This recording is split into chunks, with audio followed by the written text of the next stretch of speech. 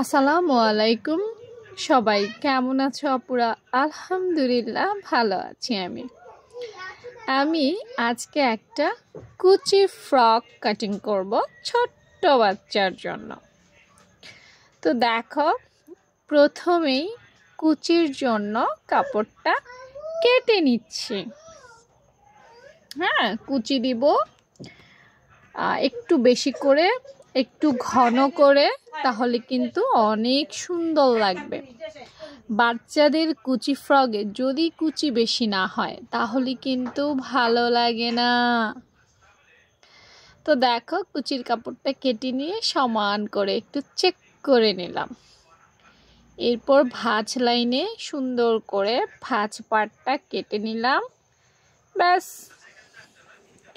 এরপর বাকি কাপড়ে বডির জন্য নিব।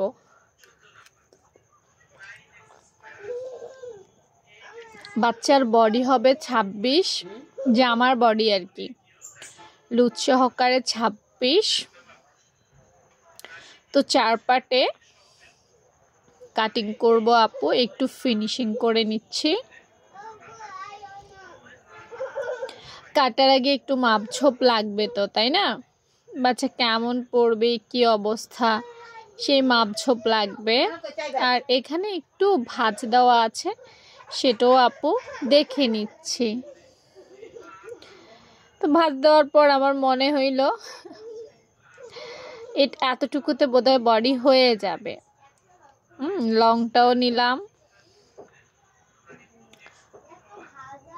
তো আমি কি করেছি জানো, উপরের যে পার্ট, মানে টপ পার্ট যেটা, উপরের পার্ট যেটা, সেটা একটু মেপে নিলাম।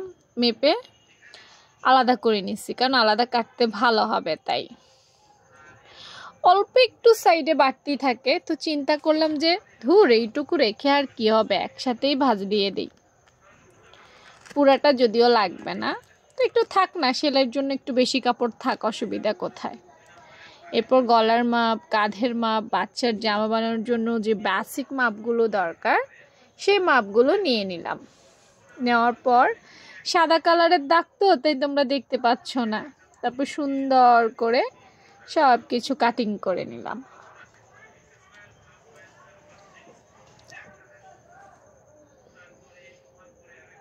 দেখছো, হয়ে গেছে।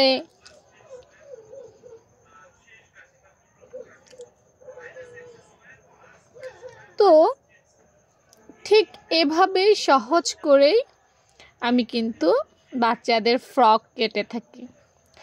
কেমন হয়েছে জানাইবা। এটাতে পাইপেন দিব।